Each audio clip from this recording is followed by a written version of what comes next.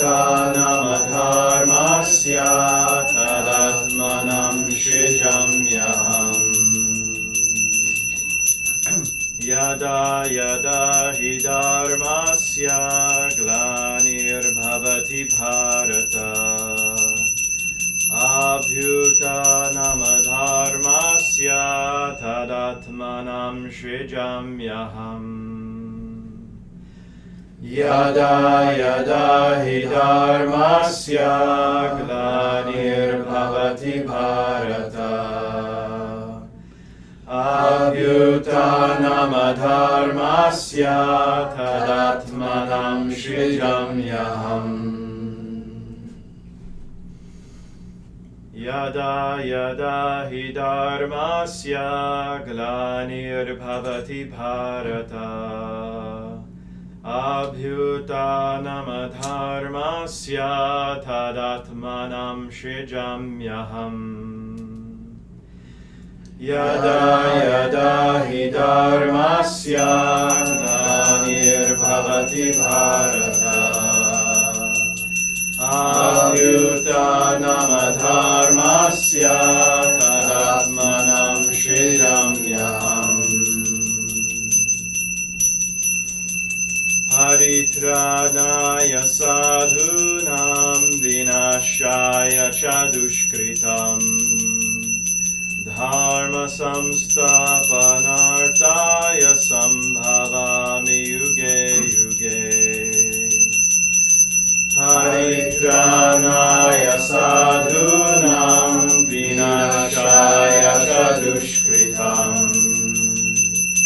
Dharma samstapanartaya sambhavami yuge yuge. Paritranaya sadhunam vinashaya cha dushkritam Dharma samstapanartaya sambhavami yuge yuge. Paritranaya sadhunam vinashaya cha dushkritam Dharma samstapanartaya sambhavami yuge yuge. Paritranaya sadhunam vinashaya cha dushkritam Dharma samstapanartaya sambhavami yuge yuge. Paritranaya sadhunam vinashaya cha dushkritam Dharma samstapanartaya sambhavami yuge yuge.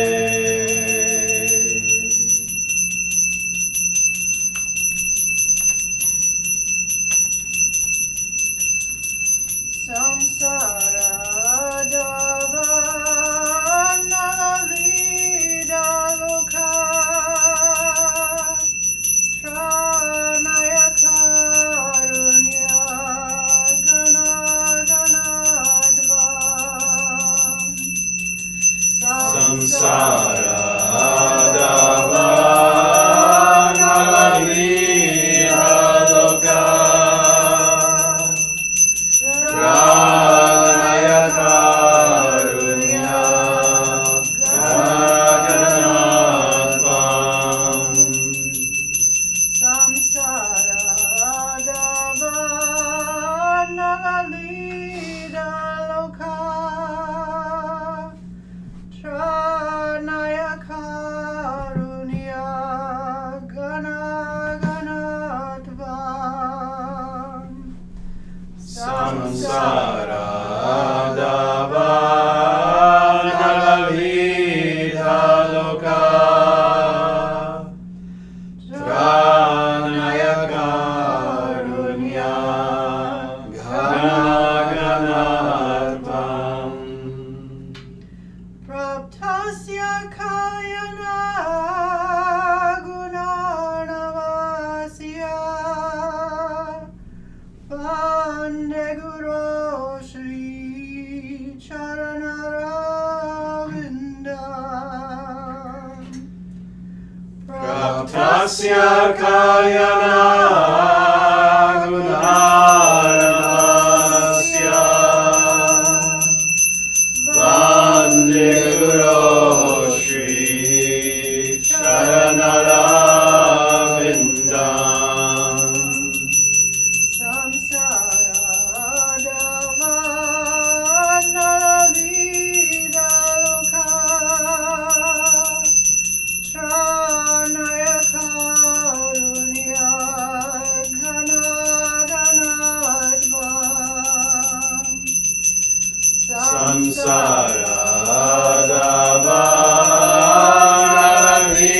Samsaradavaradvidhaloka Tranaya karunya Ghana Ganatvam Praptasya kalyana gunanavasya Vande Guru Shri Charanaravinda Praptasya kalyana gunarnavasya Vande Guru Shri Charanaravinda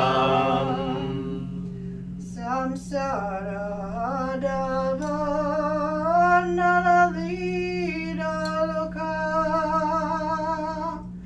Tranaya karunya ganaganatvam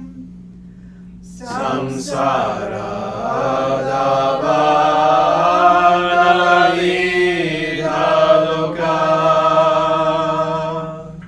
Tranaya karunya Ghana Ganatvam Praptasya kalyana gunanavasya Vande Guru Shri Charanaravinda Praptasya kalyana gunarnavasya Vande Guru Shri Charanaravinda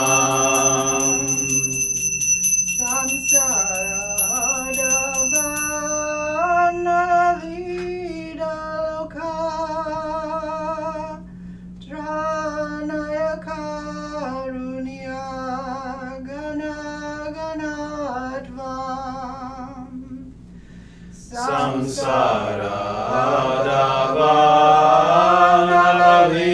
Samsaradavanaravidhaloka Tranaya karunya Ghana Ganatvam Praptasya kalyana gunanavasya Vande Guru Shri Charanaravinda Praptasya kalyana gunarnavasya Vande Guru Shri Charanaravinda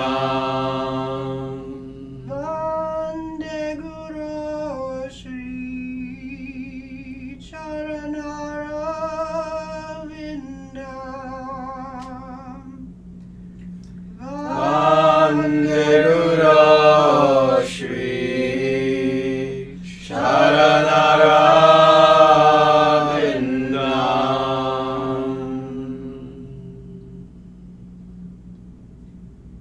Jaya Shriman Narayana. Jaya Shriman Narayana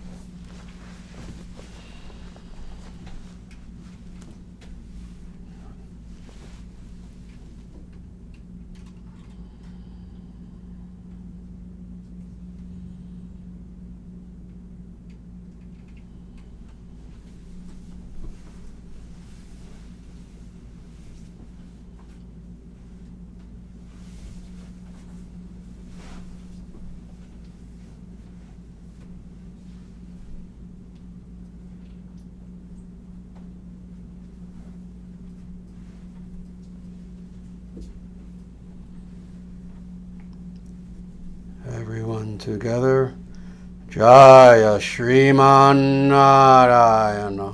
Jaya Shriman Narayana.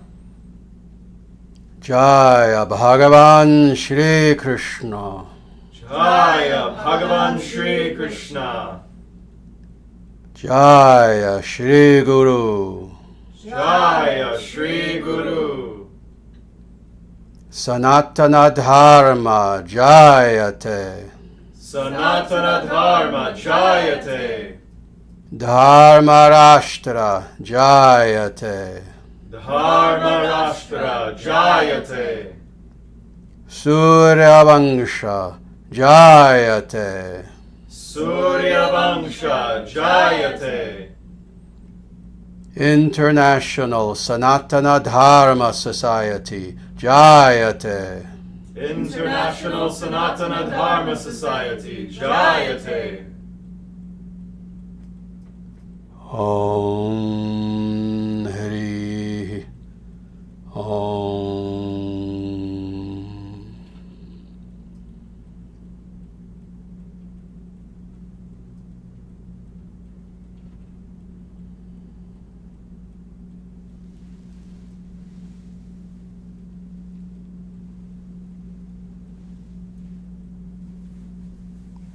Namaste everyone, and welcome to the latest live stream of the International Sanatana Dharma Society. We are airing live from the world headquarters of the International Sanatana Dharma Society, our beautiful, wonderful temple here in Omaha, Nebraska, USA.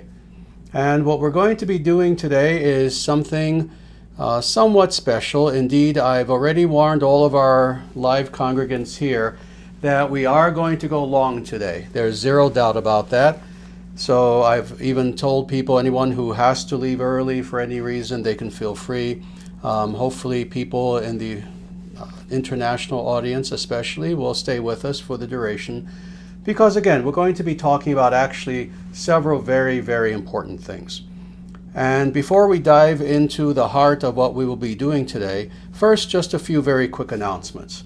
First, for individuals who are in the Western world or of Western heritage, we know that Christmas is coming up. Christmas indeed will be in approximately 3 days or so. It's going to be on Wednesday. And for those individuals who indeed were, again, raised especially as Westerners, as Europeans, North Americans, etc., Christmas is a very important holiday, both spiritually but also culturally as well. So indeed, we've made it very clear to people that we have not only no difficulty celebrating Christmas, again, in especially a cultural sense, and for us, truly a spiritual sense, not in the traditional Christian way, but as followers of Sanatana Dharma, because we understand what is the true nature of Ishaputra, of this wonderful individual who appeared upon the earth 2,000 years ago. We contemplate the actual nature of Jesus as an Avesha avatar, as someone who came here to teach Dharma, someone who was very much misunderstood, someone who was persecuted within his own lifetime to the point of death, very sadly, someone whose teachings have, for the last 2,000 years, in various ways, not always, but very often, they've been misunderstood, they've been even changed, warped, etc., etc., they've been misused in so many ways to further Abrahamism rather than the actual teachings of Jesus. So as followers of Sanatana Dharma, we all understand this in every way. And it doesn't make you a Christian to acknowledge the fact that it is indeed Christmas and it's a very important holiday. So to all of our followers out there who will be celebrating, Merry Christmas. That's the first thing I wanted to say. The other thing I wanted to say is this, that this coming Thursday, so Thursday evening, if you're in the United States, whatever time it corresponds with you, so Central Time, it would be at 7 p.m., we are celebrating our annual Holy Name Day, what we call Holy Name Day, Hari Nama Divas, so Holy Name Day. And we do this every year, the day after Christmas, so it's easy to remember. So it's December 26th of every single year. Well, we will be doing this again on Thursday at 7 p.m. Central Time. And I ask that if you can, wherever you are in the world, only if you can, that you please join us. I know for many of our devotees in Europe and other places internationally, that's an almost impossible time for them. But that's all right. If you can join us, please do so. If not, please don't worry about it. And what Holy Name Day is, very specifically, is the day in which we all together, that is millions, hopefully, of individuals throughout the world, in many nations throughout the world, recite the mantra Om Namo Narayanaya 108 times.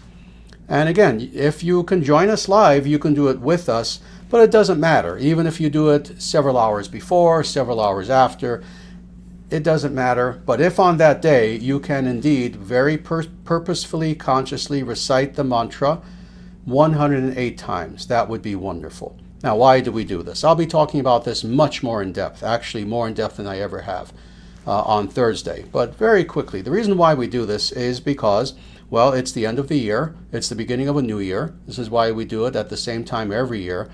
And it is to accomplish several things. First of all, generally speaking, to help to bring about an atmosphere of auspiciousness throughout the world. You can envision the International Sanatana Dharma Society now is quite that. It's international. We have people in so many nations throughout the world. It's amazing. So you can imagine the power, the force of thousands of devotees, sincere, devotional, truly devotionally minded devotees throughout the world reciting this mantra together. So it helps to bring about a very wonderful, auspicious spiritual environment for the world in general, and with everything that that entails. That there will be hopefully added peace, added joy in the world, etc. That things will begin to go in a very good direction for the world in general. It is also to help to bring about light in this dark world. Oh, the world has become dark. We know that in so many ways. Well, we wish to dispel that darkness. We wish to dispel that darkness in every way. How do you dispel darkness? And darkness meaning, metaphysical darkness especially. The fact that indeed the world has become a place where Dharma is no longer celebrated. In fact, adharma is celebrated. Well, how do you defeat such darkness? You bring light into the room. And this is what we're going to do by reciting Om Namo Narayanaya 108 times. So please join us on Thursday if you can do that. The last thing that I want to mention is that, again, we are in the midst of our 2024 fundraising campaign. And for those individuals who are out there who you're waiting for the last moment, and people always do, we've been having a nice steady stream of contributors, which is nice, but also a lot of people tend to wait till the last moment. You can do that if you want. For some people, they find that fun, and it actually is nice that in the last 3, 4, 5 days, suddenly lots of donations start coming in. But I would ask, if you want to do that, that's fine. But also, if you can, please donate as soon as you can. And hopefully the link to how to donate is there somewhere on the chat. If it's not now, I'm sure it will be made available very soon. Just follow that link, and please feel free to give a donation. You can give any amount. You can give $5, you can give $5,000, you can give $5 million, whatever it is that you can afford and what you truly, sincerely can afford. Don't give more than that. We always ask, people don't know I'm half joking when I say, $5 million. It's to bring the point home that people are all different. We have followers of the ISDS who are struggling, depending on what nation that they're in. We have followers of the ISDS who actually could donate $5 million. And that's the point, that within the spectrum of that diversity, however much you can donate, please feel free to donate. And even if you can only donate, honestly, $1, it will be very much appreciated, because every single dollar counts. It counts toward everything that we're doing. And let me tell you, in 2025, we are planning for 2025 to be our biggest year yet. And that for many, many reasons, both practical as well as spiritual reasons. The world is changing dramatically. And as a result, the world is becoming more ready for this message that we have been delivering for decades than at any other time in history. People are yearning for the real. They're yearning for the authentic. People have had games played with them and their hearts and their ideas for too long. For too long. And now people just want the real. And this is what the ISDS has always offered people. That's why, at a time when people were not seeking the real, we actually didn't do well. Very few people were interested, even though I taught and I taught and I taught.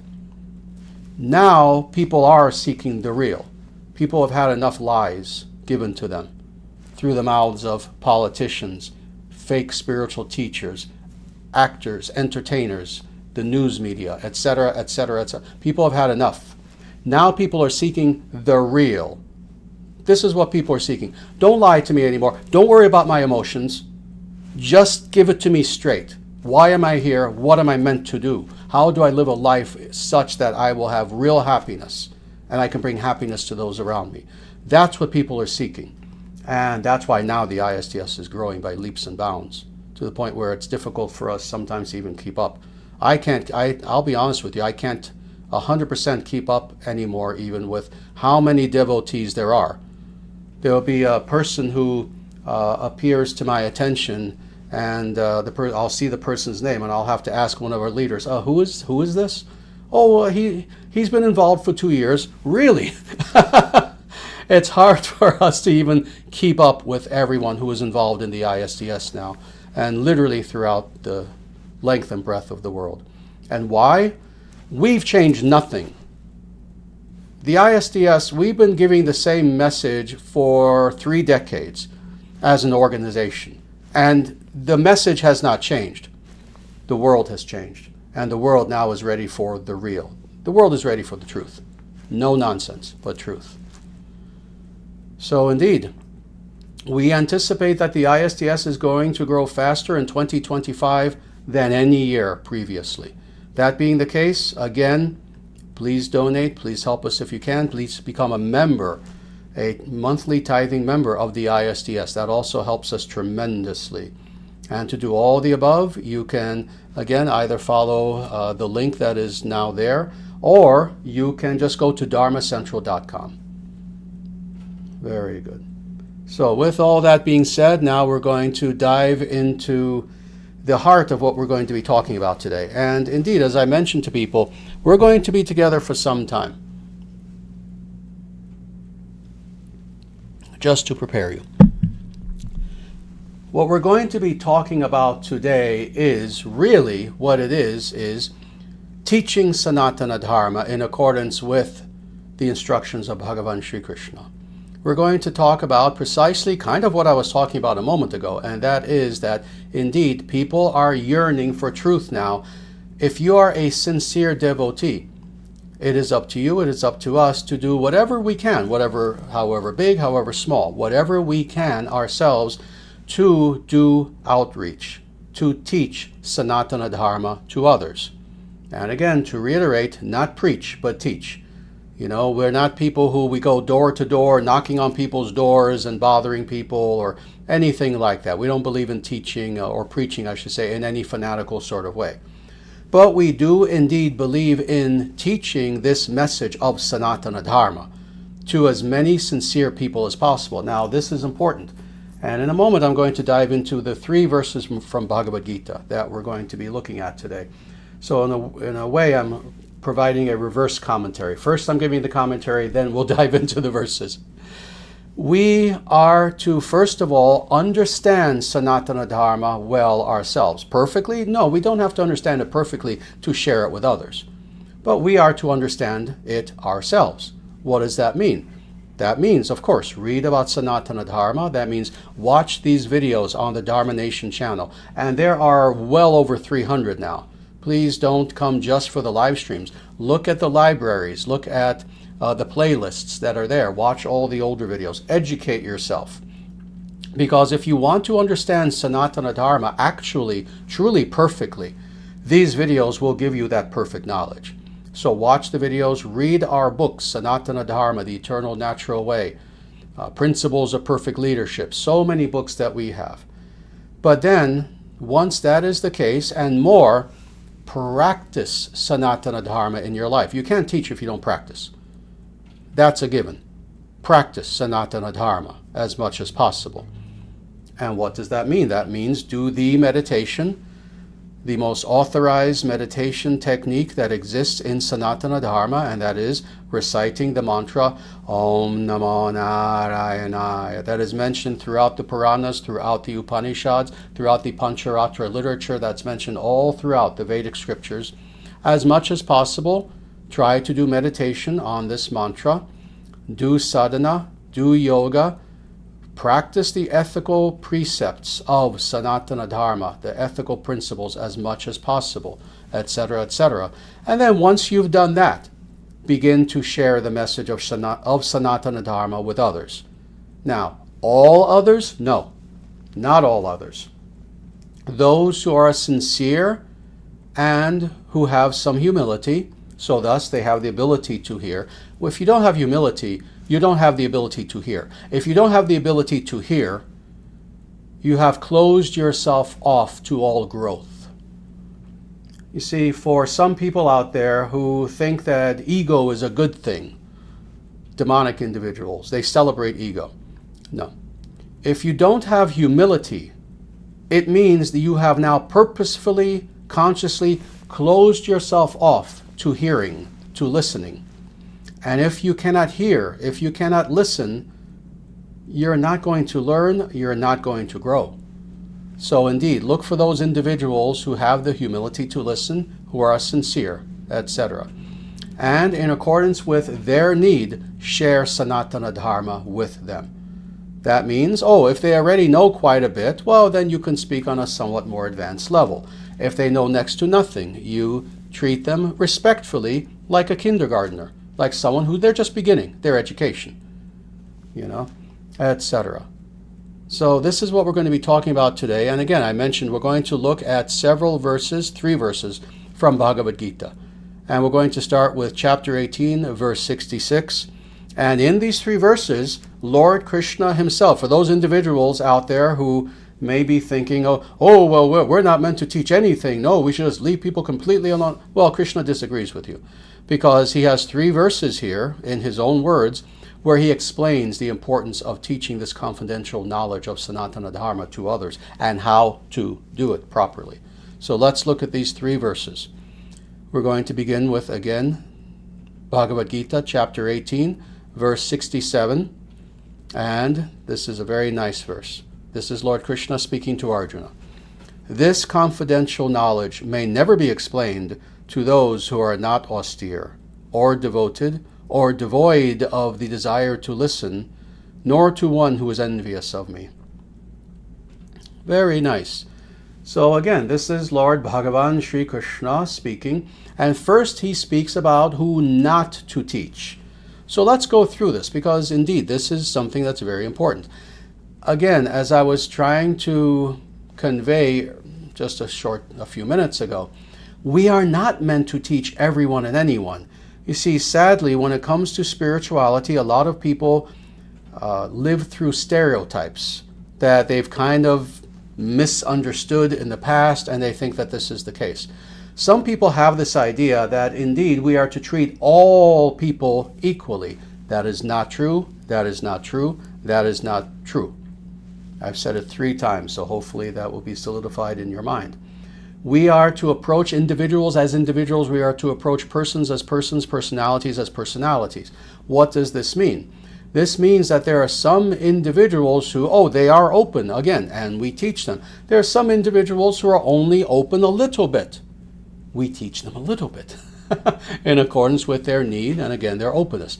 There are some people, however, who are not open at all. Those individuals we do not teach. We do not approach them. We pray for them. We wish them well.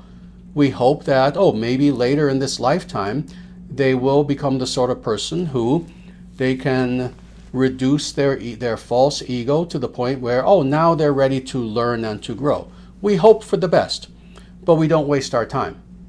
You see, let me make this principle very clear. This is true when it comes to compassion. This is true when it comes to giving. This is true when it comes to charity. This is true when it comes to teaching higher spiritual truths.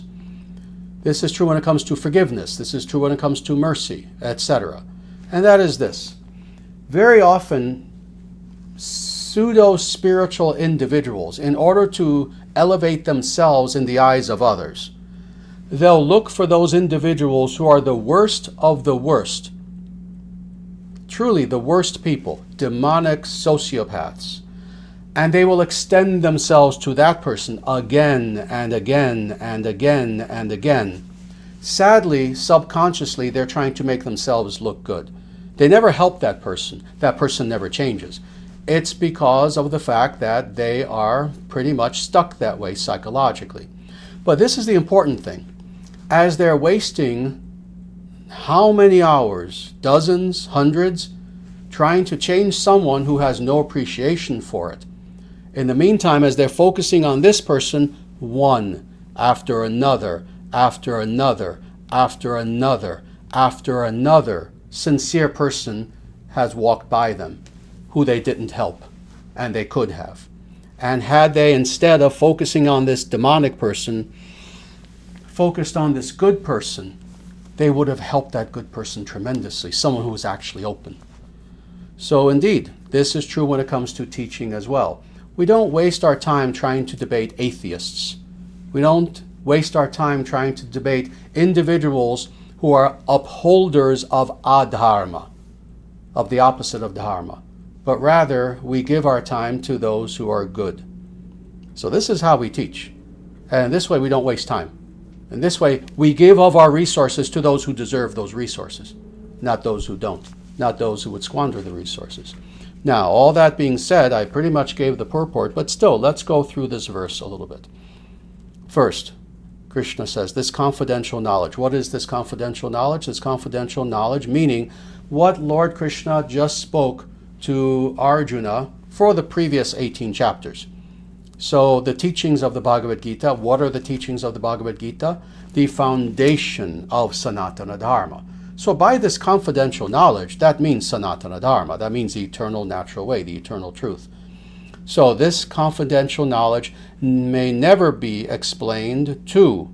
All right, let's just go through this list very, very quickly, because there's a reason why Krishna gave this list. There's a reason for every list that Krishna gives. So who are these people you are not to teach? Those who are not austere. Oh, that's a given. In order to be successful on a spiritual path, a person needs to be, in this case, the word, as Prabhupada correctly translated it, austere. What's really meant by that? An individual, in order to make progress spiritually, in order to have success spiritually, has to be someone who they have some self-control.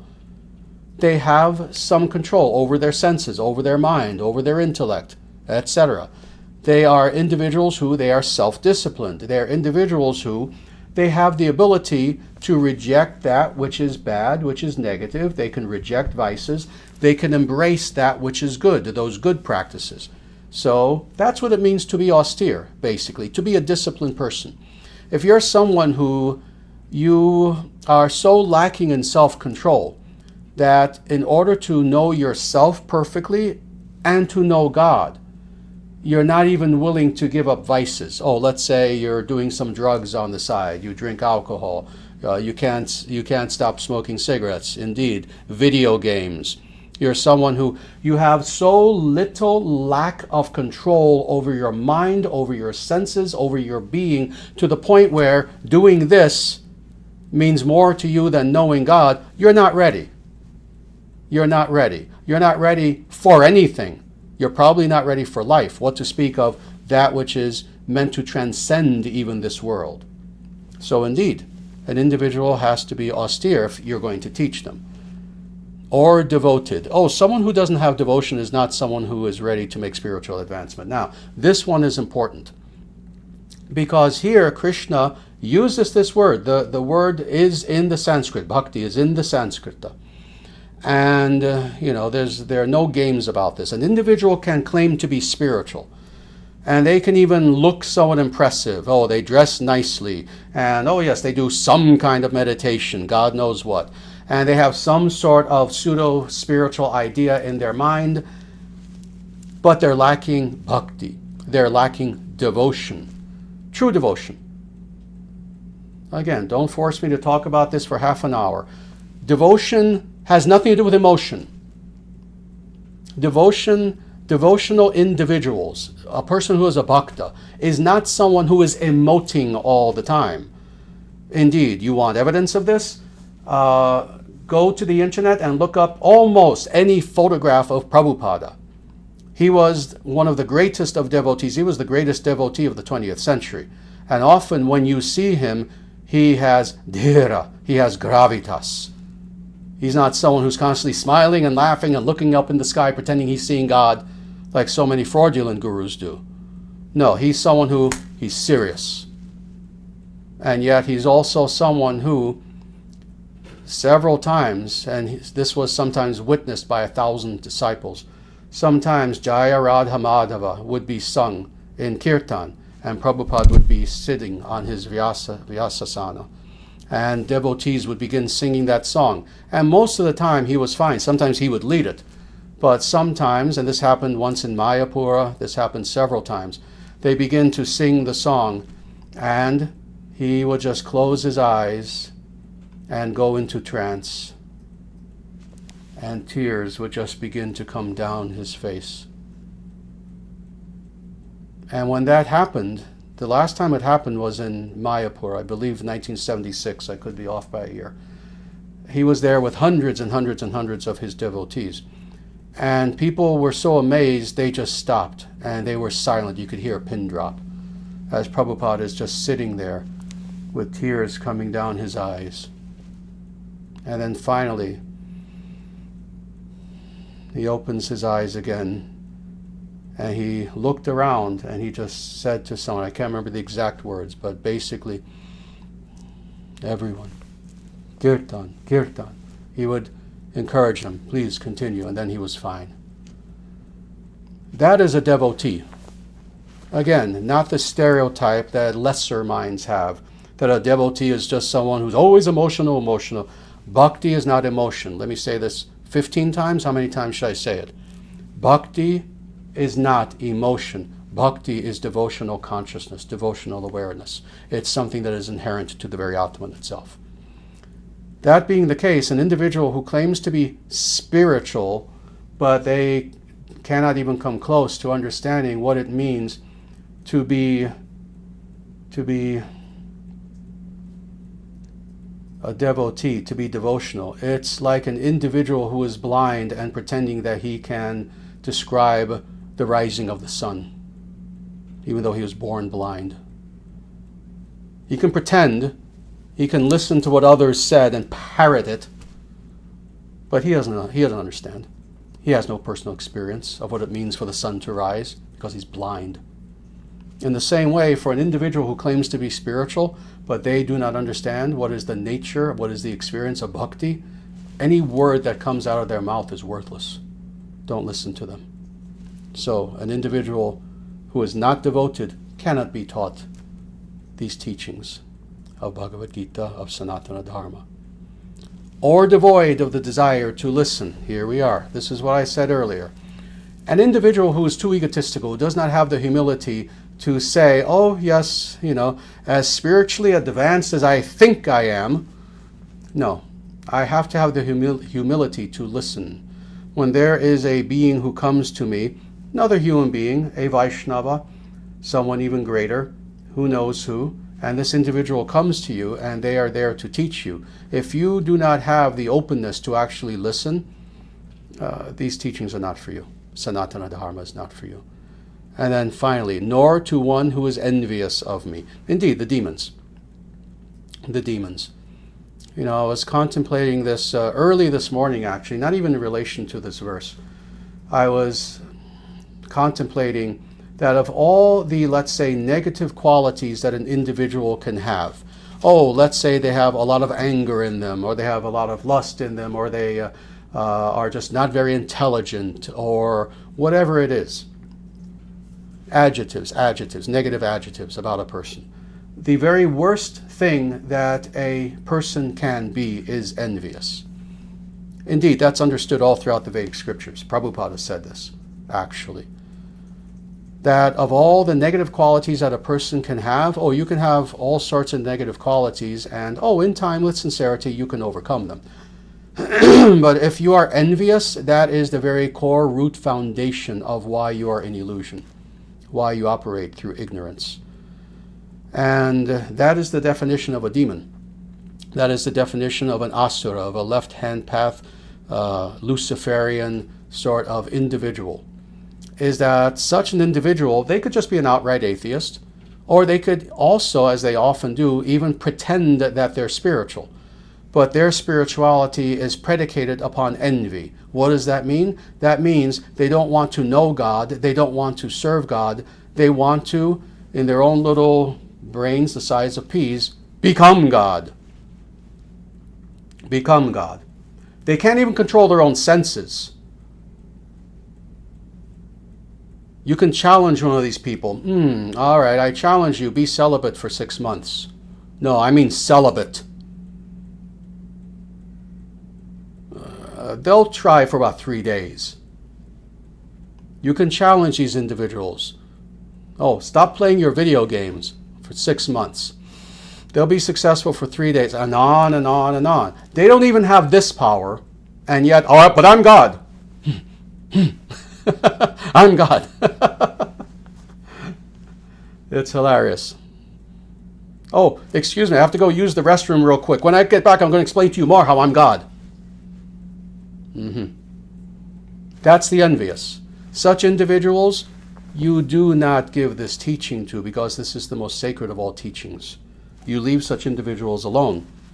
You don't waste your time, and instead you have compassion as an intelligent individual. You have compassion coupled with wisdom, and that is, if you're going to teach, you don't waste 5 days on this person as good people are walking by you. You help the good people. So this is what Krishna is making extremely clear in this verse. But now let's go on to the next verses. Next, in sequence, we're going to look at chapter 18 and now verse 68. And this is again Bhagavan Sri Krishna who is speaking. For one who explains the supreme secret to the devotees, devotional service, bhakti, is guaranteed. And at the end, he will come back to me.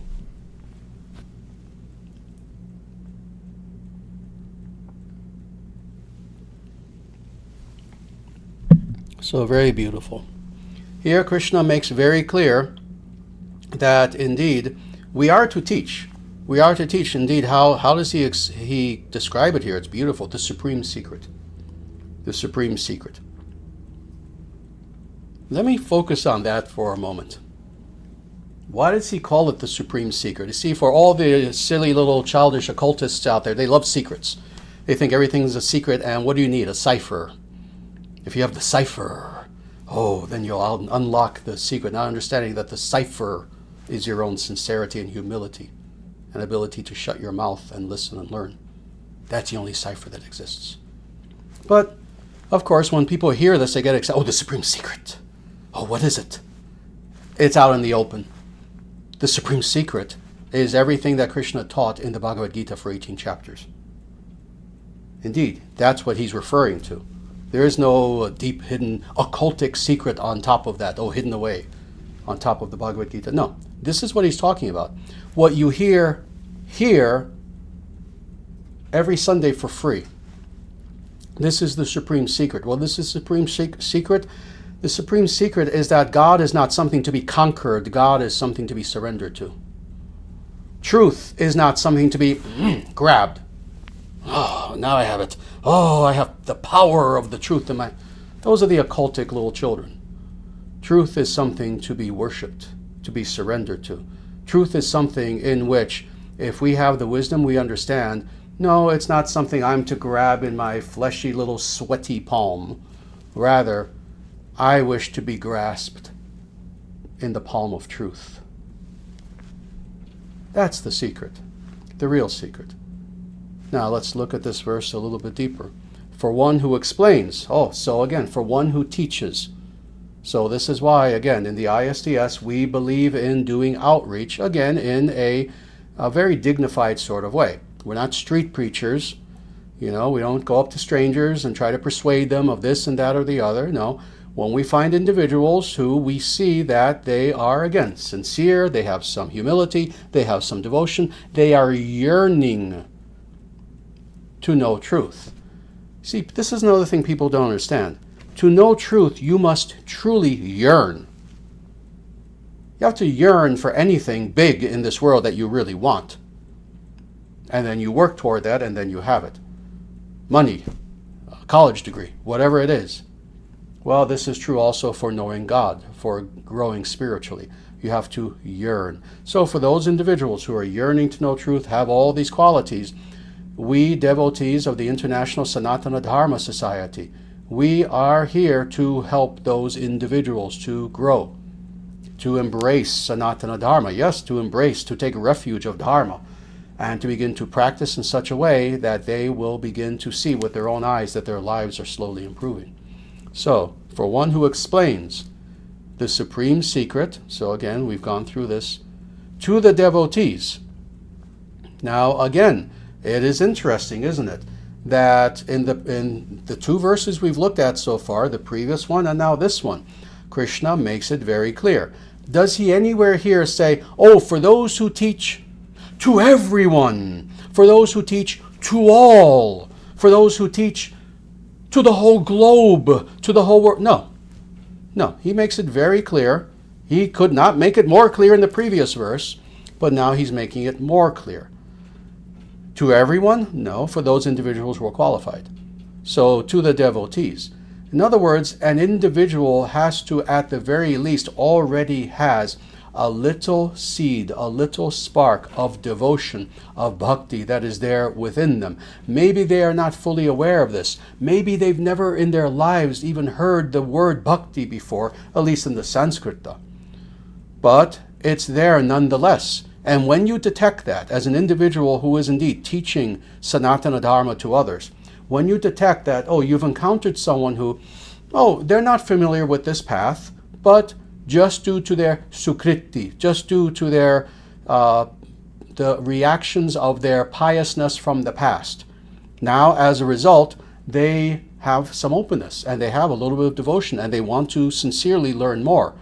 Those are the individuals we teach. So this is who Krishna is referring to here when he says to teach this to the devotees.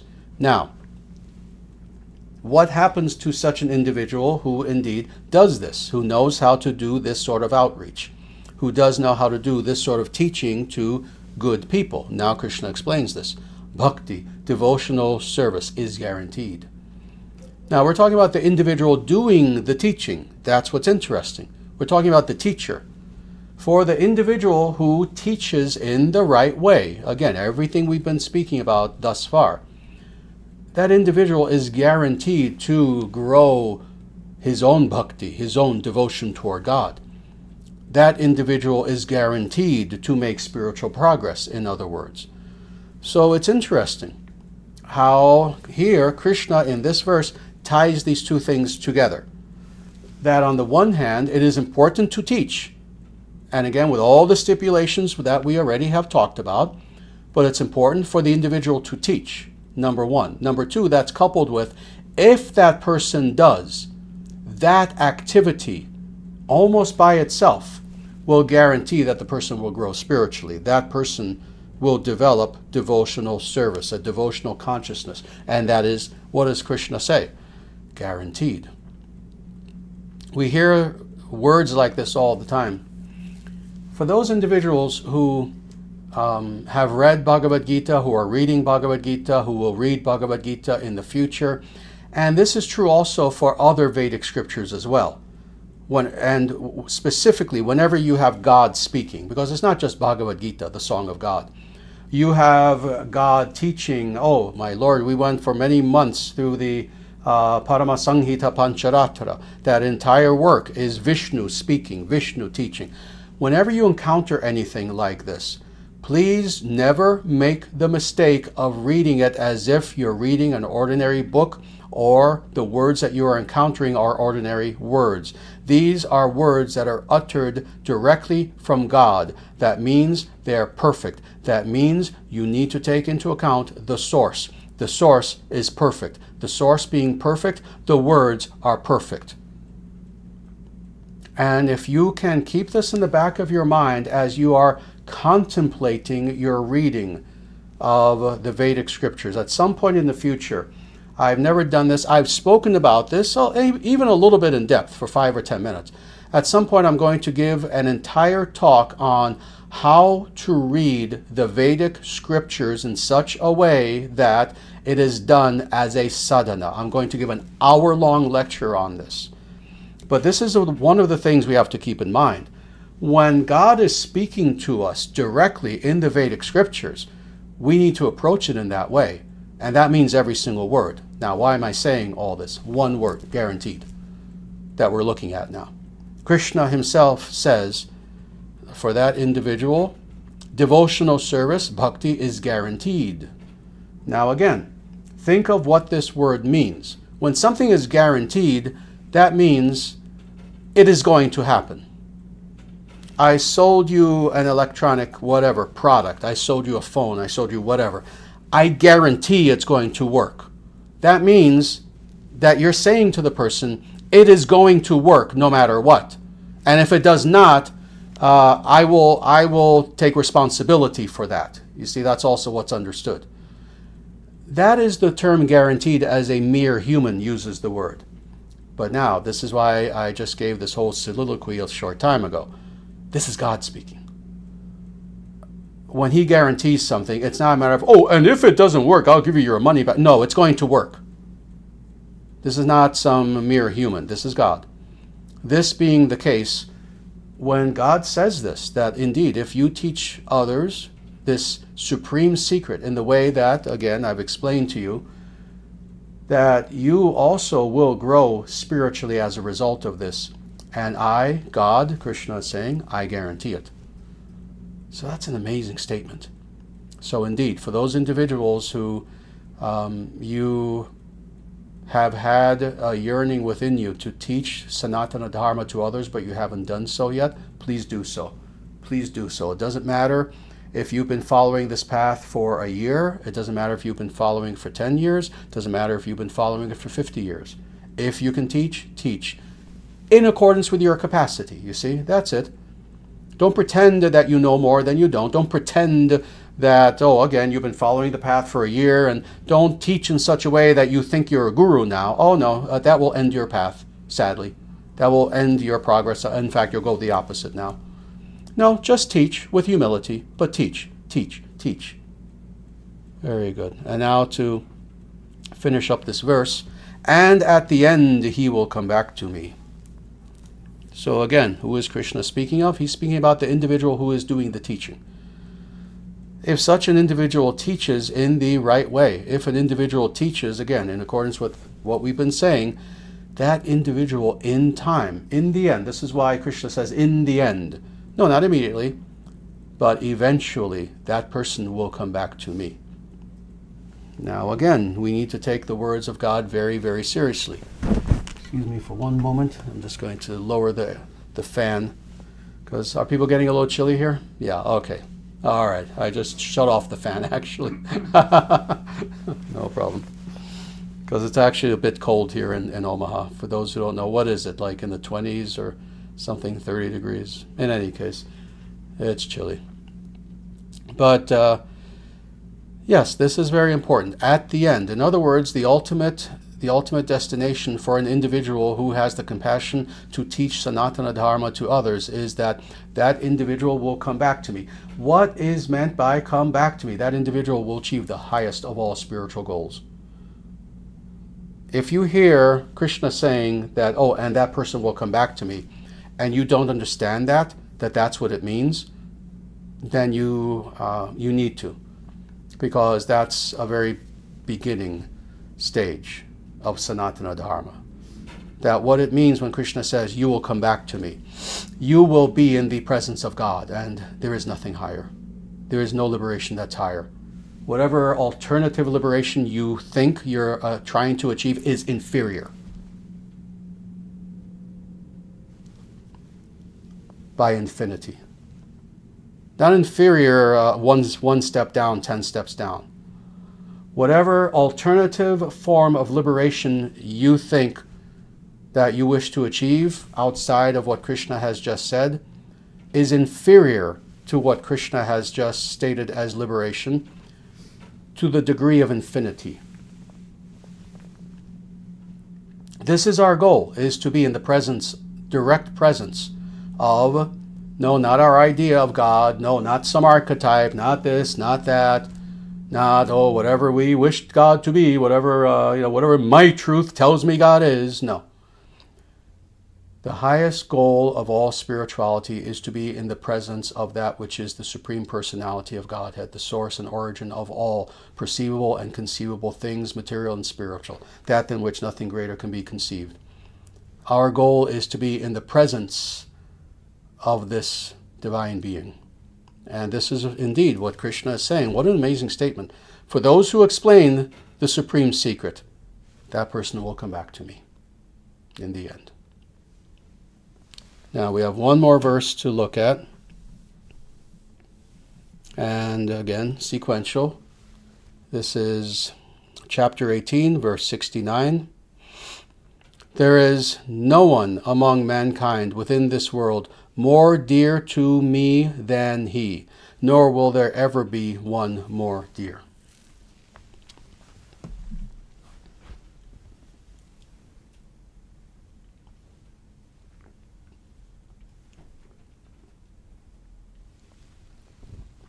This is truly a profound way in which Lord Krishna ends this little section where he's talking about the importance of teaching this supreme secret to others. Again, he is continuing. He's talking about that individual who is teaching, who is a teacher. Again, either in a small way. And again, we need to understand this full spectrum. It means someone who, because this is 2024, let's be real, someone who you take a meme that is created by members of the International Sanatana Dharma Society. And how many do we have now? Certainly hundreds. It's almost getting to the point of thousands.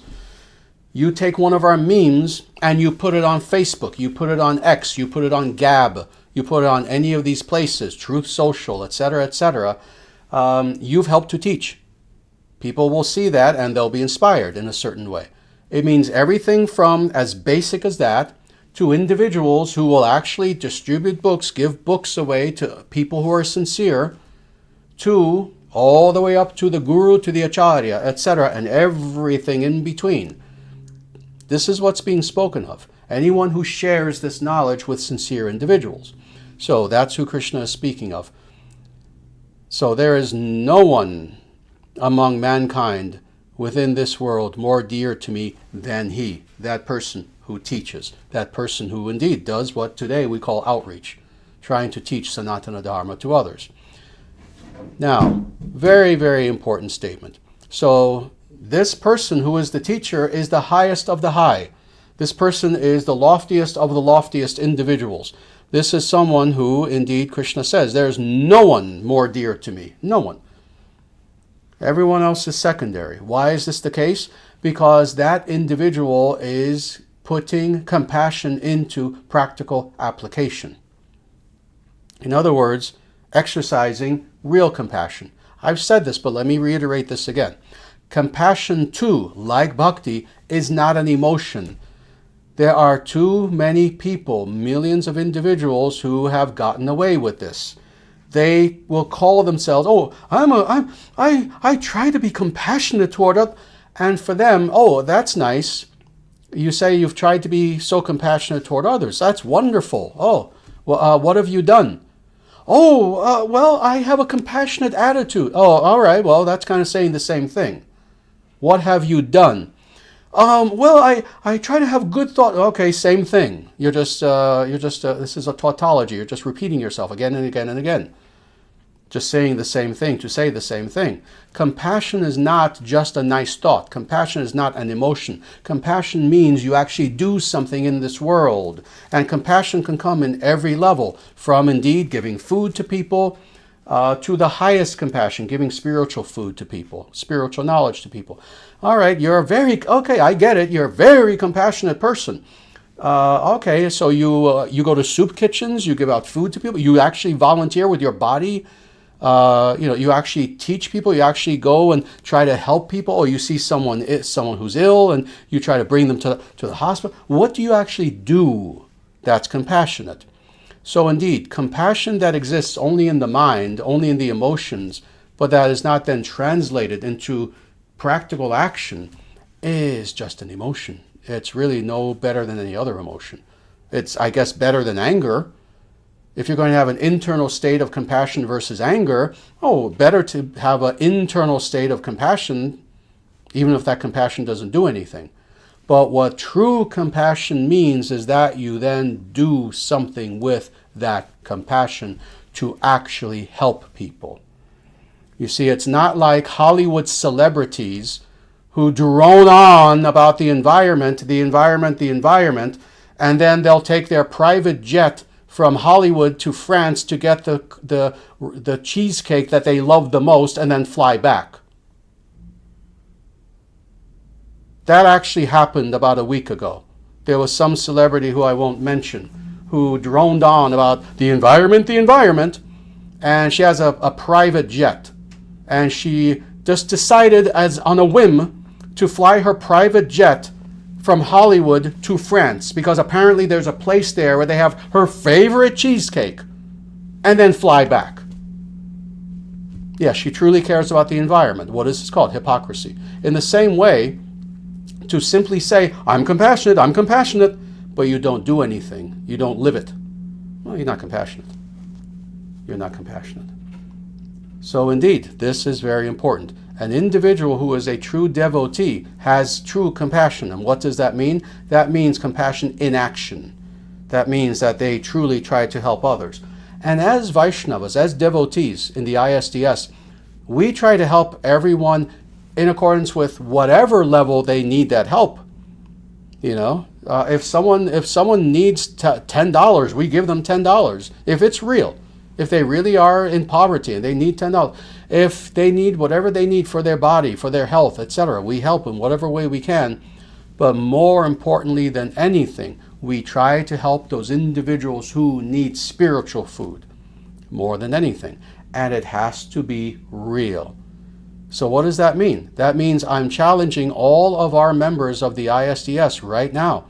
Be truly compassionate and teach Sanatana Dharma. Take the message of Sanatana Dharma and give it to, again, sincere people.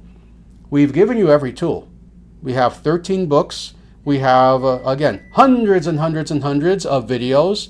We have so many things that are out there. Again, memes. How difficult is it? Grab one of our memes, put it up somewhere on social media. It'll make someone's day. But be compassionate. So now, let's get back to this. There is no one among mankind within this world more dear to me than he. Now, let's focus on this latter part. What does it mean to be priyosime? Priyosime is the Sanskrit. Krishna says, priyosime, that person who is dear, to me. What does it mean to be dear to God? As living beings, we seek to be dear to others. Most of it is ego, of course, we know that. Most of it is ahankara. But we want fame, we want others to like us, etc. We want to be dear to others. Humans, other humans. But what does it mean to be dear to God? What does it mean that you are the sort of person who you have done something so truly selfless, so truly devotional, so truly good, so truly meaningful, so truly, again, practical and real? Not just, I meant well. No, you actually did something such that now you are dear to God. That God himself is now looking upon you with a smile on his face. This is truly an amazing thing that Krishna is saying this. That individual who he's been speaking about, who will teach others, is dear to God. And now, just icing on the cake to reiterate this, nor will there ever be one more dear. So again, You know, it's interesting. Again, I've been on this path for 50 years, and I've seen everyone, everything come and go, every fake guru, every fake movement, every fake mantra, and this and that, and oh yes, Hinduism, Neo-Hinduism, Sanatana Dharma, Vedic, mixed with New Age, mixed with this, mixed. I've seen it all. I've seen everything. And what is so unfortunate is when individuals try to pretend that the Vedic scriptures are obscure and mysterious, and you can interpret it as you wish, etc. When in actuality, when you actually read the scriptures, nothing could be more clear, nothing could be more clear, nothing could be more clear. And here again, Krishna is making this very clear. That person who teaches is dearest to me, nor will there ever be one more dear. So is this vague? This is God saying that individual who has the compassion to help to elevate others spiritually. There's no one more dear to me, Krishna says, and never will there be anyone more dear to me than that person. So again, this is why I am reiterating this, stressing this, is because this is the need of our day. The need of our day is indeed this. We're living in an ocean of humanity. You know, the rest of living entities we'll put aside for now because, you know, we can't have philosophical discussions with other non-human living entities. But as far as humans, we're living in an ocean of humanity, billions of people upon the planet. And in 2024, given the fact that, given the conditions that we are in of the Kali Yuga, and I won't go, you know, I don't need to go very in depth into what's meant by that, we know. We're living in the most adharmic age the world has experienced up till now. We have all of these billions of people who, many of them are lost. Oh, many are fine. Many are the NPCs. They just go along to get along to go along. They just, you know, will kind of live their life, not thinking too deeply. But then we have those individuals who they really are yearning for truth and they're not finding it. And they're in misery, they're suffering, etc. And what we are to do today, the number one goal of any spiritual movement should be to help to elevate people spiritually. This is the goal of the ISDS. And we do this in many ways, but we need as much help from people out there as possible. We need you also to do this in your spare time. We know everyone's busy. We know everyone works. Everyone, oh, they're doing something, they're a student, this, that, the other, they have family. Oh, you know, those things have to be taken care of. They're very important. But in your spare time, just do whatever you can to please also help to teach Sanatana Dharma to those who are in pain. Now I'm going to transition into something else, having given this talk, where now we understand what is the nature of teaching in accordance with the Bhagavad Gita. Now we understand this. Now I want to talk about something that the ISDS has put out recently that is to serve as a tool precisely for outreach. Indeed, this book that you see here before me, I also have another copy here to hold a little bit closer to the camera. Welcome to Sanatana Dharma. This is a booklet that we have created. It's not a book, it's a booklet. It is small. We have created this for one purpose only, and that is that followers of the ISDS can now have a little booklet that they can physically give to people if they so desire. And the reason why I created this very specifically is precisely for that reason. Over the years, I've had so many people speak to me about how they have a desire to do book distribution. They want to distribute books. Because, you know, with previous movements in the Vaishnava realm, we had massive book distribution, where people would just go out and distribute books to others. Well, within the ISDS, you know, it's a little bit different. Our books are very big, slightly costly because they are big. But we didn't really have a booklet so small to the point where it was affordable for people to just buy however many you want. You want 1, you want 10, it's affordable. And you can just give them away to people. You can give them away to, again, sincere people who aren't going to just kind of look and throw it away. But no, individuals you know, who are family members, who are friends, who are people you just meet. people on the job, people you meet at the gym, anything like this, where you have a good conversation and you talk a little bit about Sanatana Dharma and they're fascinated. Well, now you have a book that you can give them.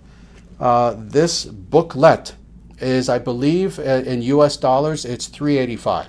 That was the lowest price, sadly, that we could do with Amazon, because Amazon has its own rules and regulations and stipulations. I wish we could make this available for $1, but we couldn't. That's what I was hoping for. But we truthfully were not allowed to.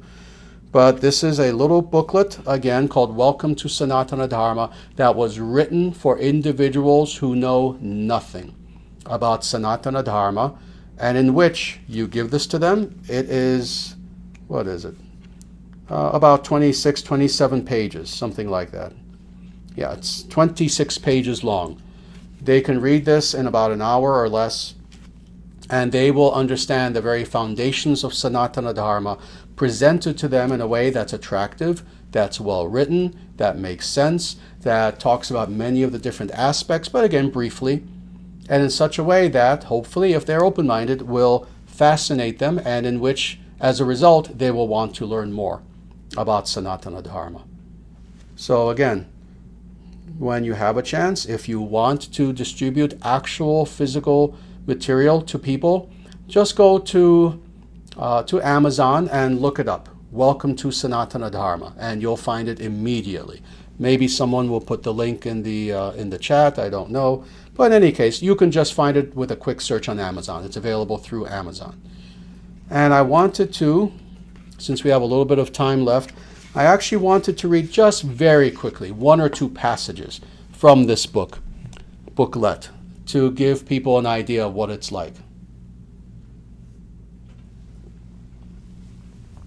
And again, I don't want to make the mistake of calling it a book. It's 26 pages. It's designed to be short. It's a booklet. But let me just read a little bit from this, and it's just going to be a little bit. And then after that, we're going to take questions from people. So this is from the very beginning, literally page 1, the section called Welcome to Sanatana Dharma. There is currently a re-embrace of authenticity taking place throughout the world. Multiple millions of people at present are searching for a true and authentic expression of spirituality that can provide them with the personal peace, life meaning, and trusted guidance that their hearts have been yearning for. People are rejecting religious fanaticism, New Age immaturity, and all other forms of commercially driven pop spirituality, and are now re-embracing the most ancient and time-tested form of traditional spirituality. The Vedic tradition, also known as the religion of Sanatana Dharma, is the path that has provided these millions of sincere people with the spiritual authenticity that they are seeking. Sanatana Dharma is at the core of the great awakening that is now occurring worldwide. The many members of the International Sanatana Dharma Society welcome you to explore this ancient spiritual path with us, and to hopefully receive the answers to life's important questions that you have been searching for. Very nice. Very good. And this goes into many different things, the foundations of Sanatana Dharma, the scriptures, etc., and then core philosophical principles, etc. Maybe I'll read just a little touch from this, actually. The core philosophical principles of Sanatana Dharma. And this is on page 9. To greater or lesser degrees, consciously or unconsciously, all human beings are seeking joy, fulfillment, and truth in our lives. The reason why we do not experience these things is due to the fact that most of us find ourselves in varying degrees of self-created illusion. We find ourselves in our current condition of illusion, dissatisfaction, and suffering due to mistakenly identifying ourselves with things, states of being, and desires that are not reflective of our true self. We identify with our fleeting ego, ahankara, which means literally I maker, rather than with our true and eternal self. That true self, which is the very essence of our being, is known in Sanskrita as Atman, which is sometimes called soul, spirit, true self, or consciousness in modern languages. In Sanatana Dharma, the understanding is not that we merely possess a soul, but that we are soul. Very good. And I can go on and on. Again, it's 26 pages, very similar to what I've read to you, and going through all the fundamentals of what it means to be a follower of Sanatana Dharma.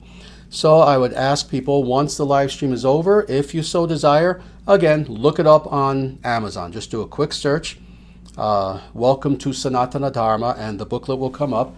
That is the cover. The cover was created by Keshava, one of our absolutely wonderful artist devotees. He's a very sincere member of the ISDS, and his artwork is just truly amazing. Let me try to bring it a little bit closer so that people can see. If you can see, it's a Ganapati who is there in the midst of nature. Just as a little inside information, when I asked him to create the cover for this booklet, he gave me 6 different options, and they were all beautiful. Truthfully, if we had gone with any of them, they would have been absolutely wonderful. But this is the cover that I decided to go with. So thank you, Keshava, for this beautiful cover design for Welcome to Sanatana Dharma. Very good. So with that, we're going to pause here, and again, for a short time, if there are any questions from people, it would be my pleasure to take any questions that people have, and that means either in our international audience or individuals who are here as well. Please feel free to ask your questions, and it would be my pleasure to answer. Please. A practical question about when you were talking about envy. So when we are on the path and we catch ourselves in our mind having envious thoughts or being envious of another person, can you share some things that we, aside from just saying like, oh, I'm not going to be envious, like what positive things can we proactively do to help train our minds to not be in that mode of envy? Good question. This is the first very practical, very real thing that I would say. Speak to God right then and there in your mind. Speak to God. And when you're speak to God in such a way that, you apologize, not apologize in a self-debilitating sort of way, but acknowledge. That's it. More than anything, the importance of apology is to acknowledge something such that it won't happen again. That's why we apologize. That's why we apologize to a person. We did something wrong. What we're doing is we're acknowledging that, oh yes, I did this and I'm going to try to not have it happen again. That's the purpose of apology, not to just denigrate ourselves. But speak to God within your mind. Apologize in that way that you had envious thoughts, and speak to God and ask God for strength that you will not have such thoughts in the future. Now, let me explain the full backdrop of why this is of importance. When there are internal states that are happening within us, this is the difficulty for the person experiencing that negative internal state. And again, it can be anger, it could be envy, it could be anything. It can be some sort of lust. Let me use the example of a man. You're a married man and you kind of look at another woman and, oh, you're lusting after them. It could be anything like this. The important point is it's internal. No one else necessarily knows. And as a result, the reason why we continue to exhibit that internal state is because we indeed know that it's internal. We know, oh, no one else knows. So we have the illusion that we can get away with it because no one knows. Now, this is the thing. When we acknowledge God's presence, now we understand that, no, it is known. It is something that it's not just my private little giggly secret. You see? And again, whatever that negative internal state is, no, now we bring in, really, we're not bringing God in. God was there. We are now, again, acknowledging, it's a good word, we are acknowledging the fact that, no, I'm not doing this within the privacy of my own little mind. No, there is someone who just saw me. there's someone who actually not just saw me, but who saw me perfectly, who saw through me, who understands the basis of my envy better than I even understand it myself. I can't hide, I can't pretend anymore. Now I'm dealing with, oh, God, yes, God saw it. And that being the case, now we have extra motivation to, in a very personal, very internally based sort of way, deal with this. And with, this is what's nice, the help of someone else. And not just someone else, but God. How tremendously empowering is that? That when we're, especially if we have like a repeated pattern of negative thoughts like this, you know, we think we're alone, and we can feel very much alone and even helpless. Even when we acknowledge that, oh yeah, I don't want to be thinking these thoughts, we can feel very alone and helpless. But how empowering, how wonderful is it when we understand that, no, every thought I'm having, every little feeling that I'm having, it doesn't even have to be registered as actual words in my mind. It's being witnessed. But it's being witnessed by who? Not someone who would do what I would do if I was witnessing someone else. See, this is the thing. For some people, this idea that there is an inner witness, that there is Paramatman, that there is God within the heart with us at all times, that frightens some people to death. Why? Because they think that God judges them the way they would judge others. They know that if they could see inside someone else's mind and see all the little dirty things, they would be giggling inside. Oh, he, look at that. Oh, they would be a voyeur. But that's not God.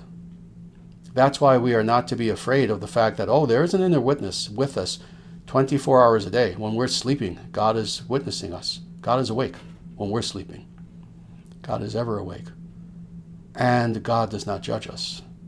God is actually waiting patiently for us to turn to Him and to ask for help. So this is why all of these problems being internal problems, we are to understand this internal dynamic of how to transcend the problems. Not just by ourselves. And yes, you're right, to just try to be more disciplined. Okay, I'm going to try not to do this in the future. No, that's good too. That it's not that we should not do that. No, we have to make effort. But how wonderful is it knowing that also we can turn to God and talk to God? That God is, in a way, the supreme therapist. Why do people like therapists? It's just someone to talk to. A human therapist? Oh, they may be somewhat more expert. One is more expert than others. Most therapists are worthless, as we know, because they're all trained in ideologies that are atheistic. Very sad. But you might find one person who they're not just quote-unquote compassionate, again, that word again, but they actually do have some wisdom to them. You might find, a good therapist somewhere. But imagine the supreme therapist. You see, we pay a therapist $200 an hour or whatever it is, and we see the person for 1 hour a week. Again, we pay God nothing, and God is with us 24 hours a day, and we can turn to Him as someone to listen to us at any moment without worrying about payment. So this is what we are to do. The moment that we become aware internally, oh yes, there's a certain situation, and oh, someone seems to be doing nicely, and oh, it's a good person even, and I shouldn't be envious, it's a nice person. But why can't I have that? As soon as that happens internally, and we are aware of it, then we turn to God. We talk to God in our mind. See, not just turn to God, talk to God. The way we would with any counselor. Counselor in the greatest sense of that term, someone who counsels us. Someone who can give us good advice. A guru, a wise person. Well, now we're talking to the source of all wisdom. You turn to God and you talk to God. And sometimes just the fact alone that you're talking to God and you're aware of that is enough to just melt your heart and bring that humility back, such that the envy will melt away. But like everything, it's a process. You do this every single time. And it comes to the point where, yes, you build God consciousness rather than enviousness. Does that answer your question? My pleasure. Very good.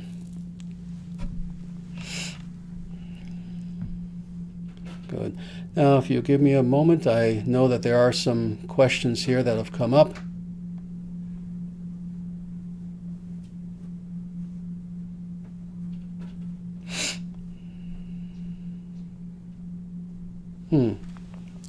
Very good. Here is a very nice question, and it sounds like a very sincere question, so I'll happily answer this. And I won't give names. I'll just read the question. The question is, what single chant would you recommend using for japa? Very good. That's actually, first of all, thank you for asking that, and that's a very sincere question. And the answer is actually quite simple. Of course, in fact, let me back up. Let me give you a full answer, because again, I am making the assumption that you are asking this very sincerely. So I'm not just going to say, oh, do this mantra. No, I'm going to give you a little bit of background. Again, I'm someone personally who I've been not just on this path. A lot of people say, oh, I've been on a path, blah, blah.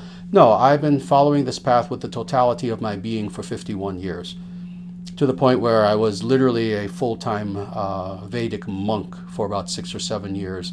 And this is all I've devoted my life to with every breath that I have. And as a result, I know that there are many groups, organizations, etc., who they have their favorite mantra. And they'll all say the same thing. Oh, chant my mantra, meditate on my mantra, etc., etc. Oh, I'm fully aware of that. Fully aware of that. You know, some people, Om Namaha Shivaya. Some people, the Hare Krishna mantra. Some people just Om. Some people this mantra, that mantra, etc., etc., etc. Some people make up mantras. They are not even Vedic. They're not even revealed anywhere. So I want to couch what I'm about to tell you by explaining this. I am not one of those individuals, and the ISDS is not one of those organizations. We don't just have our favorite mantra, and oh, because this is the mantra that our group does, oh, this is what we teach, and everyone should do our mantra. No, I'm not giving you this answer from that perspective. Rather, I'm giving you this answer from the perspective of the Vedic scriptures, which is the only thing that matters. In the Vedic scriptures, do you find one mantra? No, you actually find many. So again, let's be very honest about this. I'm being as honest with you as any human being is capable of. You'll find many mantras. Indeed, we recite many mantras in the ISDS, all of which are found in the Vedic scriptures. There are many mantras to Vishnu. There are many mantras to Lakshmi. There are mantras to Krishna, Rama, etc. There are mantras to lesser divinities, and they are authorized mantras if they are revealed in the Vedic scriptures. However, all mantras revealed in the Vedic scriptures are not equal. How do we know this? The Vedic scriptures explain this. And again, what we see is that the most prevalent mantra that is found is Om Namo Narayanaya. It's found in several of the Upanishads. It's found in almost all of the Puranas. It's found in the Pancharatra literature. It's found in so many places within the totality of the Vedic scriptures that it is truly astounding. There is the Narayana Upanishad, an entire Upanishad recognized as one of the legitimate Upanishads by every sampradaya, and the entire Upanishad is dedicated to this mantra. Om Namo Narayanaya. This is the mantra that was recited by the great Vedic and specifically Vaishnava Acharyas of the past, most especially Ramanuja Acharya, who is one of the greatest of them. Indeed, at one time, the mantra itself was semi-secret, and he revealed it to the world. So this is the mantra that I would kindly and humbly request that you recite in japa. Om Namo Narayanaya. Om Namo Narayanaya. And if you have japa mala, similar to what I'm wearing on my wrist, I also have my actual japa bag next to me with the beads that I actually use to meditate upon. Please use your japa mala beads and recite this mantra. Do so with humility, with devotion. In doing so, focus only on the sound vibration. This is how one is successful with japa meditation, is that in your mind as you're doing the meditation, nothing else exists. If you even think for a second, oh, I am meditating now on the mantra, you're not meditating. All that exists is the sound vibration. You are absorbed in the sound vibration. This is the mantra that I would recommend that you meditate upon. And please couple this with also your understanding. That is, if I assume you're talking about japa, I assume you've already read Bhagavad Gita. Please read it again, and especially read a good translation. The one by Prabhupada, Bhagavad Gita as it is, and specifically the 1972 Macmillan edition. It's available everywhere. It's available on Amazon. Look up 1972 Macmillan edition, Bhagavad Gita as it is, Prabhupada. Read that again slowly, read the commentary. Watch all of our videos. We have indeed an entire playlist of videos just talking about meditation. We have one video that has garnered, I think, 100,000 views, how to practice japa meditation. Watch these videos, and I wish you all success and good fortune on this path. Very good. So with that, let's look at a few more questions that are here.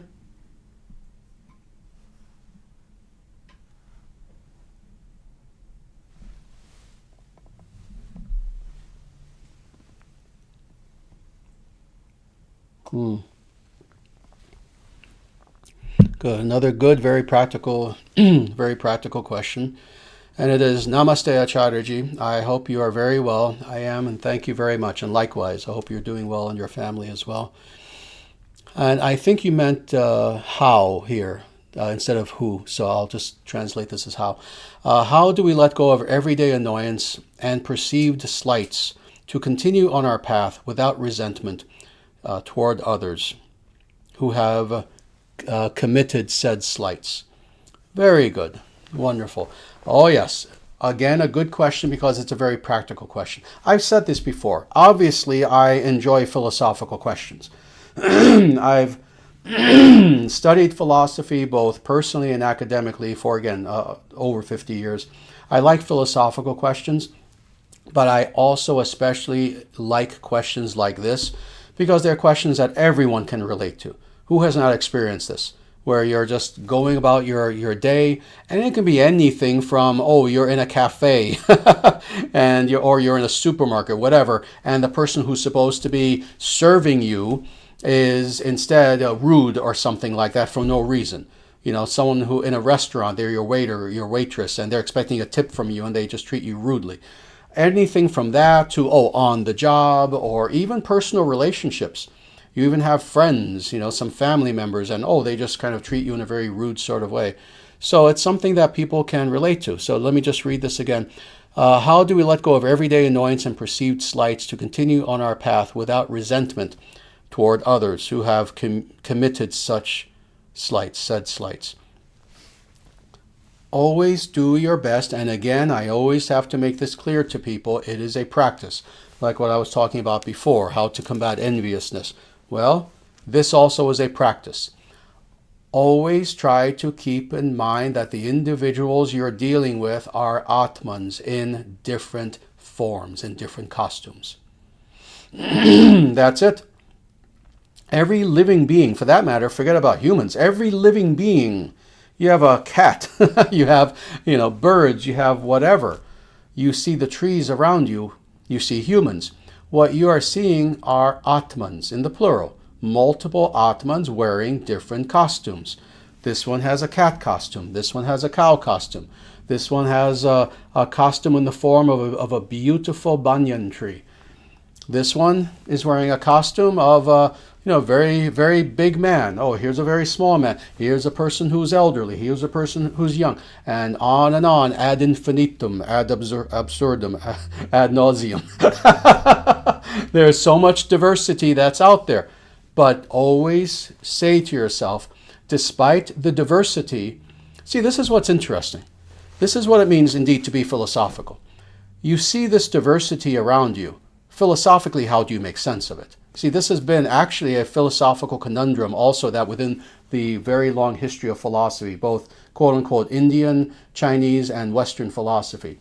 It's been one of those questions that's been there. That is, how do you make sense of the diversity within any genus, within any category, within any group? Well, in this specific case, we're talking about all living entities. There's so much diversity, it's mind-boggling, and yet there are some things that are in common. What are those things? Whoever you're encountering, they are beings who seek self-preservation.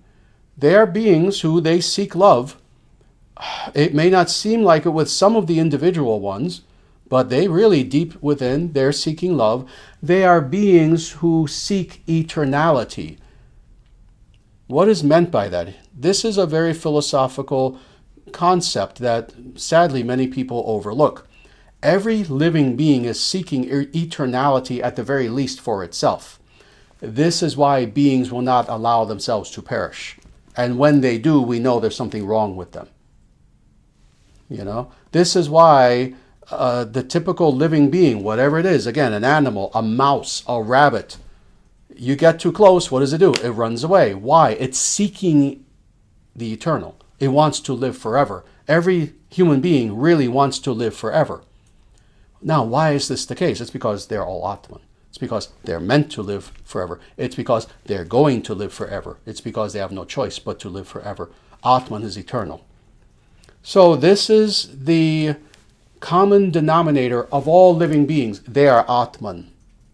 They are Atman. If you look deeply enough and you even look at their behavior, again, a wise person can look. You can watch the behavior of a cat and you can see that, oh, my Lord, physically, it's radically different from how I look, from how I behave, but at the same time, fundamentally, it's motivated by the same things as a human. And again, that's true for every living being. And what are those motivations? The motivations of an Atman who is presently in illusion. So what we are to do is indeed to just keep this in mind and practice this. Practice this, practice this. That, oh yes, I've met someone and the person, has insulted me somehow. Again, they've been rude. They've done something to injure me somehow. And here's someone who hasn't. And now here's another one who has. Now here's another one who has not. Regardless of that, they are Atman. And just keep in mind that if they did indeed slight you, and if it was something unjust, which knowing you it would be, it is because they are Atman in illusion. So just have compassion for them. Just work on that compassion, grow that compassion toward all beings, regardless of whether they are the nicest being, some semi-stranger who just comes up and they just want to give you a nice hug, a real hug, a legitimate hug, because they understand you as a good person. Or whether it's the opposite, someone who you barely even know them and they, talk to you like they'd like to kill you. Keep in mind, regardless, they're all Atman. It's just that some are more illusion than others. And in this way, practicing this, it will come to the point where you'll have that eventual detachment, where you realize, oh, well, this person is yelling and screaming and cursing at me. Oh, sad, Atman in illusion. And you go on. And it will get to the point where you will not have that resentment. If you have a little resentment now, don't feel bad, don't feel guilty. Again, it's natural, of course. If someone attacks us, most people are not going to have a big smile on their face. Well, thank you so much for attacking. Who would do that? But at the same time, it can come to the point where we reconcile the fact that that person is acting in a nasty way with the fact that, yeah, they're just an illusion. They're just an illusion, and let me not take it seriously. So with practice, you will eventually come to this point, to this state. But good question. Very good. And let me just see very quickly. Give me a moment to just see if there are more questions, which I believe there are. Just take me a moment, because unfortunately the text shifted, so I have to I have to go back to where I was.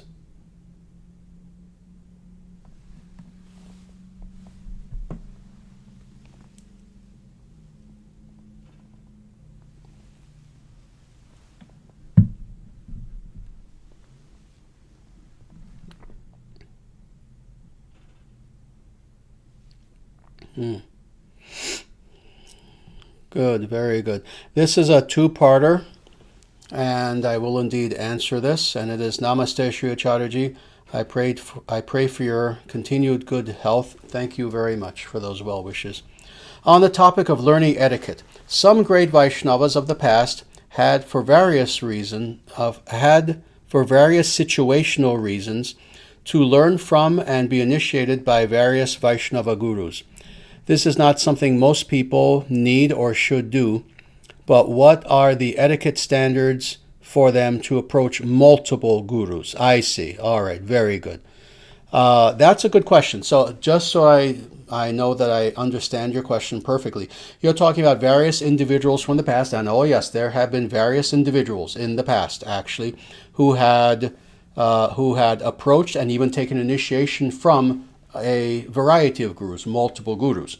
Let me tell you, that's the case for myself as well. I have a variety of authentic gurus, and to the point where I'm actually initiated in, really, one could say, technically, two sampradayas.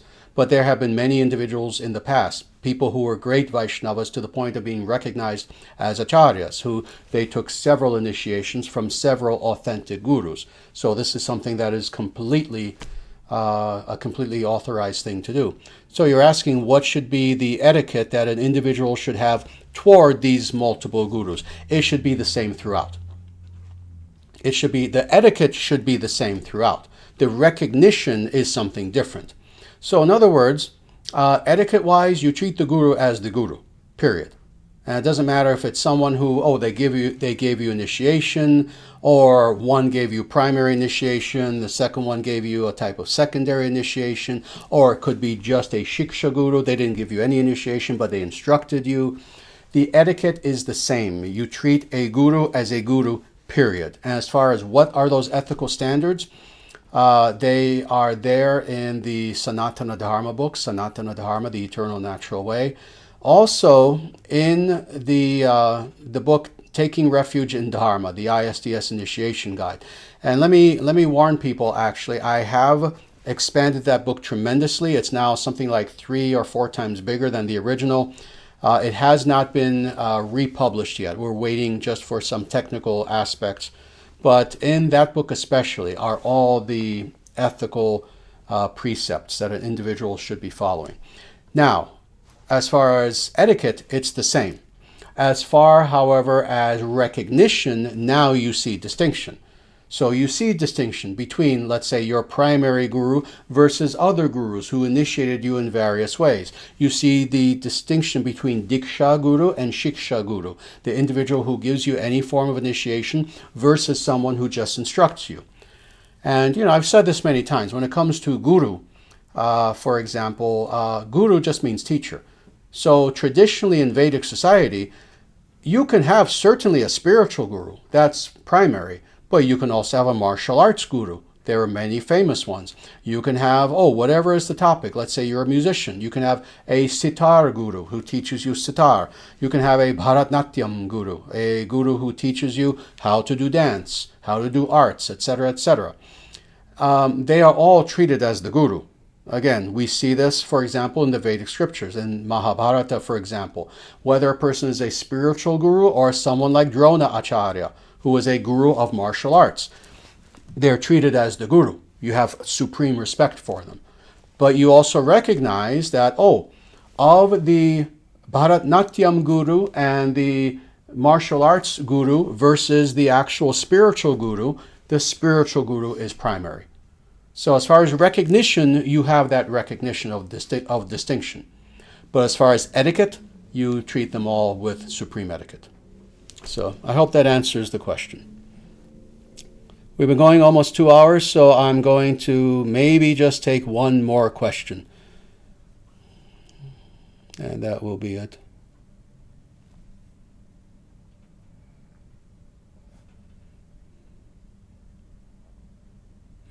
And as I always have to say, I see so many questions here. Sadly, I will not be able to get to them all just due to time. We've been going for 2 hours.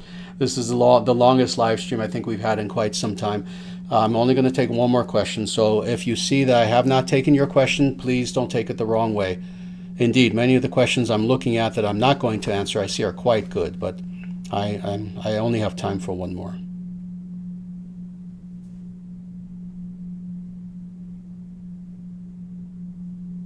So give me just a moment.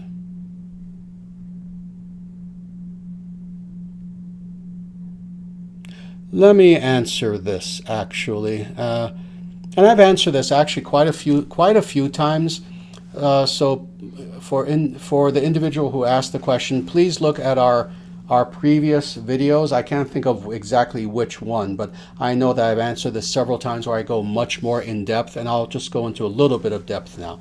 But you ask, Namaste, Sri Acharyaji, many speak of a multiverse theory, that there are infinite parallel dimensions in which we have infinite versions of ourselves operating at the same time. What is the stance on this theory from the perspective of Sanatana Dharma? Very good. Let me give you the answer to this. The stance on this, and it is a theory, it's a made-up theory, it's a meaningless speculative theory. The Vedic perspective on this theory is that it is not science, it's not philosophy, it's not Vedic, it's Star Trek. It's Star Trek. It's cheap science fiction. This idea that there is a multiverse in the comic book sort of way that people talk about this now. Like, I know, what is it? The Spider-Man multiverse now. This is something that is on the level of comic books and Star Trek. What Sanatana Dharma teaches is that there are an almost infinite number of other universes in addition to our universe. But each one of them is necessarily unique. We are in this universe right now. We are not in other universes. It's like saying, it's similar, if you can imagine this. Have this now writ small. So microcosmically, understand this. It's like saying, oh, there are multiple nations, therefore I must be in all at the same time. There are there's a Japanese version of Acharyaji. That would be interesting. There's a Chinese version. There's a Russian version. There's a Brazilian version, and on and on and on. There's a French version where I'm wearing a beret, etc. How stupid is that? We understand that because there are multiple nations, that doesn't mean that there's a copy of me in every nation. I'm in America. I'm only in America. I could go to France, and then I'm in France. I'm only in France at that time. I'm not in America anymore. This is how the universes operate. There is geographic distinction between them. That's simple. It is not that, oh, there are multiple Acharyajis in multiple universes at the exact same time right now, and they're all doing different things. Oh, how interesting would it be to see what am I doing right now? No, that is absolutely silly, and it's silly when you understand this core concept. Atman is Atman. We are the Atman. We have one Atman. We have one soul. And my soul is now here. The idea that there would be, quote unquote, another me would be taking that philosophically monadic unit known as that spark of consciousness and saying that rather than it being one and having a self-identified identity, that it can be multiple. That would be similar to the Atman suffering from multiple personality disorder. No, there's one Atman. My Atman is right here, right now. My Atman is within this frame, this body sitting on this seat in our temple, this temple in Omaha, Nebraska, in this universe. And this Atman is not anywhere else. And the same with every other Atman. So indeed, this is a very modern comic book sort of idea that sadly some people now take seriously because people don't do philosophy anymore. They think they do. Again, they do comic books, sort of interesting little conundrums. People love conundrums and they think that's philosophical. For someone who's actually studied philosophy, we understand it's children who play with conundrums. Oh, if God can create if God is omnipotent, and that means he can create a boulder so big, can he create a boulder so big that even he himself cannot lift it because he's omnipotent? That's a conundrum for children. That sounds interesting to a childish mind who think that they're doing philosophy. Well, in the same way, this multiple universe versus comic book multi-universe thing That's for children. No, if we understand what is the nature of self, we understand that the nature of self is that it cannot exist in multiple locations simultaneously. It is the individual self, and each one of us has an individual self. So I hope that answers the question. Again, I've answered it many, many times, much more in depth and much more philosophically than I have today. I just thought I would have a little fun with it today. Very good. So with that, we're going to, again, stop here because we've been going for 2 hours. I want to, before I leave, thank you all very much for being here, both our local congregation. Thank you for leading beautiful bhajans. Thank you for leading the Yada Yada Hi Dharmasya. Thank you for beautiful puja. Thank you for all the other service that other individuals have done, both before the live stream started, and we'll be doing things afterwards as well. I want to thank all of our international audience for being here as well and being here with us all the time. You know, we will do this again next Sunday. And again, just to remind people, this Thursday, that is the day after Christmas, please join us if you can on YouTube. The link is up. If you go to the Dharma Nation channel, you'll see the live link that is there. And we will be celebrating Holy Name Day. If you want to meditate with us, reciting Om Namo Narayanaya 108 times for the benefit of the world, to help to bring auspiciousness into this world, please join us then. And in the meantime, again, please don't forget, especially if you are a serious follower of the ISDS, and even if you're not, if you're just a follower of Sanatana Dharma in any way, please purchase this booklet, Welcome to Sanatana Dharma. It's very inexpensive, it's very small, and give it out to people as much as you can.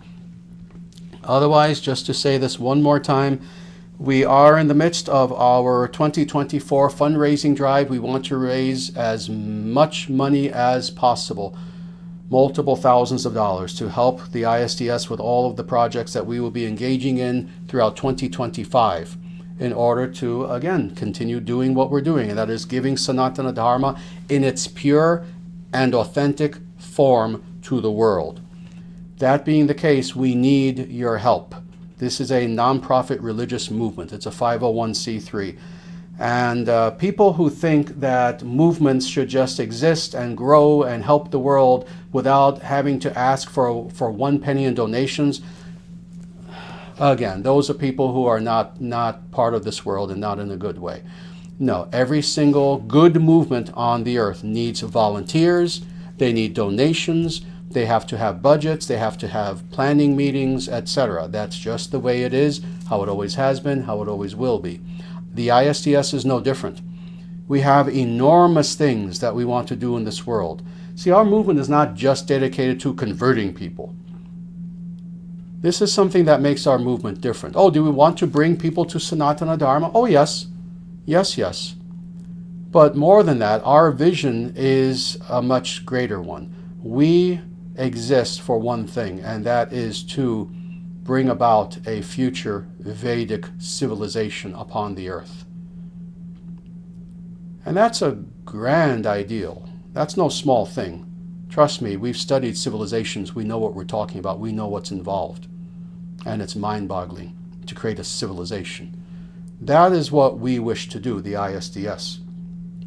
We want that in the future we see, quite literally, not just one, interestingly, not even just one, but multiple civilizations upon this earth, with architecture, with cities, with culture, with millions of people, with militaries, civilizations, but that are dedicated to Sanatana Dharma.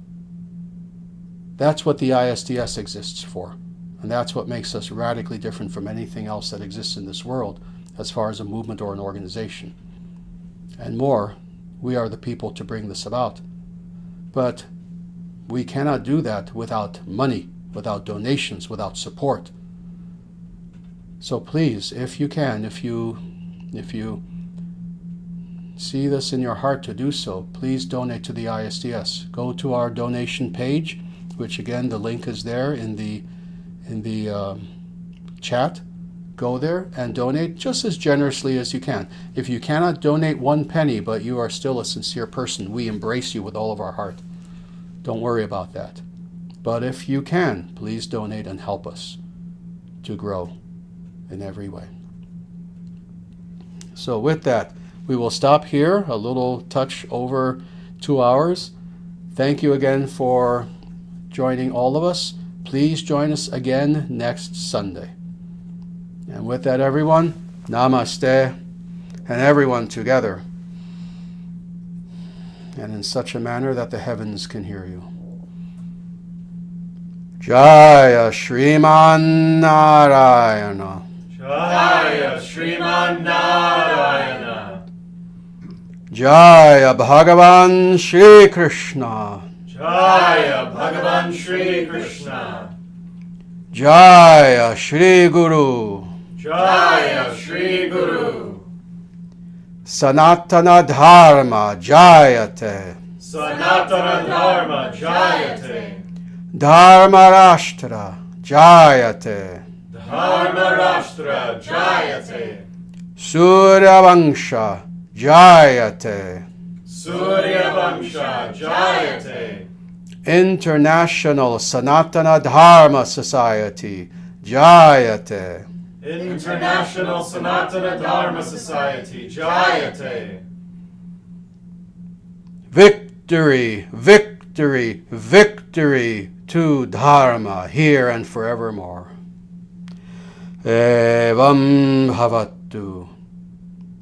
May such victory be so. And so it shall be.